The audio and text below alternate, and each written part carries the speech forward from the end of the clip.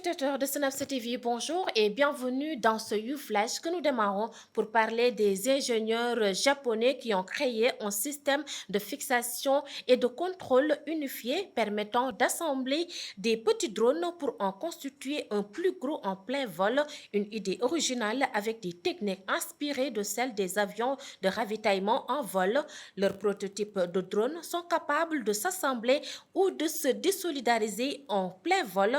Avec cette capacité, il est alors possible d'introduire plusieurs petits drones via l'interstice d'un bâtiment pour les assembler une fois à l'intérieur de celui-ci afin de réaliser des tâches nécessitant un drone de taille plus conséquente. De même, un gros drone peut se diviser en plusieurs unités de taille moyenne pour se répartir sur plusieurs espaces.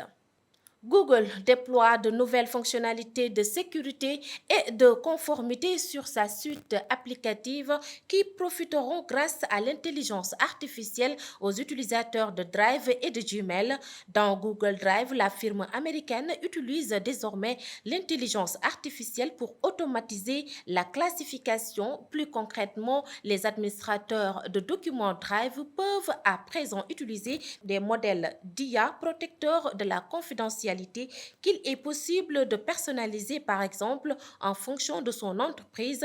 Il est aussi possible de classer et d'étiqueter automatiquement les nouveaux fichiers et ceux déjà présents dans l'application.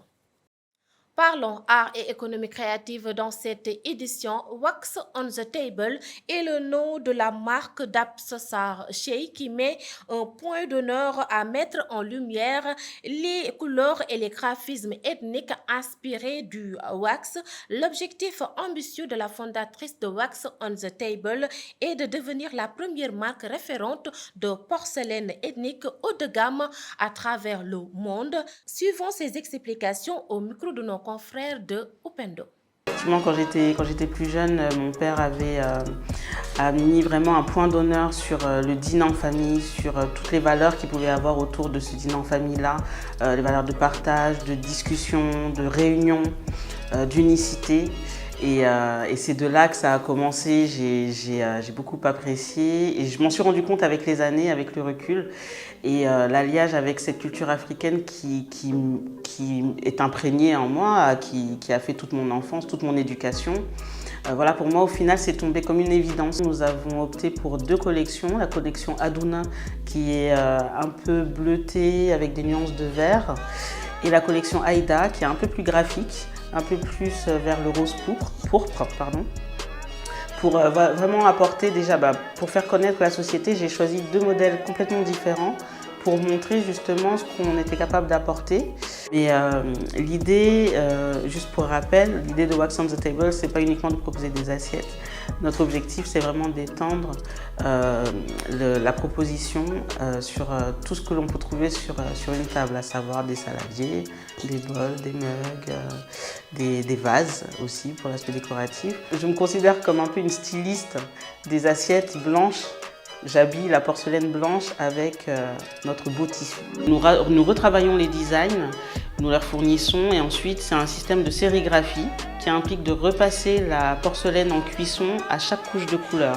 Ce qui fait que la teinte, ça ne ternit pas, c'est pérenne, c'est qualitatif. L'émail est retravaillé pour finaliser l'assiette. Et il faut savoir que les assiettes sont cuites jusqu'à 1400 degrés. Voilà, donc ça passe au micro-ondes, ça passe au lave-vaisselle sans aucun souci. Pascal Martin Tayo est un artiste camerounais actuellement en Belgique. Ses installations façonnantes l'ont rendu célèbre dans le monde de l'art contemporain depuis les années 2000. Tayo est un grand voyageur qui tente de faire le lien entre les cultures mais aussi entre l'homme et la nature. Autodidacte et précis, l'artiste n'est jamais à court d'idées pour élaborer de nouvelles réflexions sur la société. Le voici avec Fondation Clément. J'essaie de poser l'humain au centre de ma problématique. C'est ça. Pas des questionnements où on a dit l'humain là, c'est ma source d'inspiration, c'est mon rêve. Je vais me construire comme un homme, l'homme. Il ne faut même pas citer quoi, il n'y a rien à citer. C'est l'homme qui crée tout ce qui est autour. Les détails, là, c'est l'humain. Au départ, je me posais ces questionnements à partir du Cameroun. Et après, quand j'ai commencé à me balader sur les boulevards du monde, je me suis rendu compte qu'en fait, ces questions, j'avais l'impression qu'elles étaient transposées ailleurs. Et maintenant, quand je suis à Martinique, la Martinique n'est pas en dehors de la chair, du corps, de la structure du monde. Donc, c'est vraiment une évidence pour moi. Et si on retranspose mon propos d'ici à là où je suis né, c'est exactement les mêmes attitudes dans un autre contexte. Pour les installations avec des pailles, les sacs en plastique, c'est simplement que je montre ce que je fais à mon environnement. Est-ce que je veux continuer à faire des monticules d'éléments négatifs ou je pense qu'il est le temps de prendre le balai et de nettoyer mon mental, ma façon de me comporter. C'est d'abord des postures que je me pose à moi-même. Hein. Voilà. Donc je montre, j'essaie de diagnostiquer, de me recueillir et de penser au futur. De son vrai nom, Omar Diakité Odia s'est pris de passion pour le dessin dans sa plus tendre enfance. Son métier de dessinateur et de formateur en communication graphique lui impose un regard toujours plus critique et moqueur sur le monde. La caricature pour l'artiste est l'art de pimenter un peu l'actualité, voir tout à travers le sourire, une touche d'humour qui n'occulte en rien son profond souci d'informer le public sur les sujets d'actualité. Omar Diakité dit Odia s'est entretenu avec nos confrères de BBC Afrique. Je fais ce métier depuis une trentaine d'années. Je suis issu de l'École nationale des beaux-arts et quand je suis sorti de l'école, naturellement, j'ai eu un peu ce penchant-là de verser dans la caricature. Et juste après ma sortie, c'est Wolf qui m'a permis de faire mes premiers pas dans la presse en tant que dessinateur de presse. La toute première caricature que j'ai faite, c'était en 90. C'était Abdou Diouf qui était au pouvoir. Et son opposant radical, c'était Abdoulaye Wade. Il y avait un peu cette confrontation directe entre les deux. À l'époque, Abdoulaye Wade était en France. Mais il tirait des ficelles pour un peu les gens de son parti. Alors j'ai montré Wade de la France qui tenait un peu des marionnettes. En les faisant bouger comme ça. Et Abdou Diouf aussi, du Sénégal, avait un marteau quoi, et qui tapait sur les marionnettes.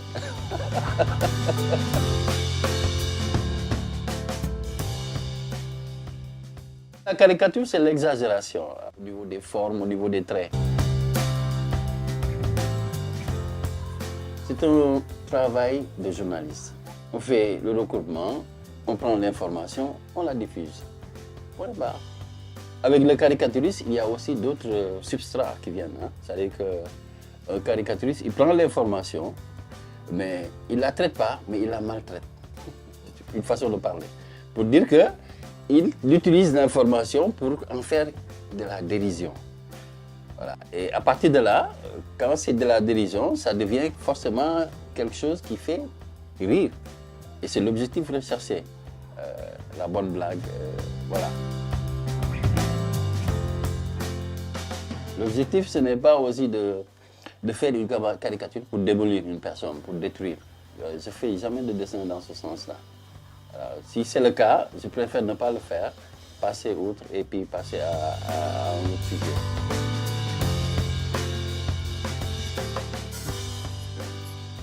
C'était tout pour ce YouFlash. Merci de l'avoir suivi et restez en compagnie des programmes de Snaps TV. Au revoir.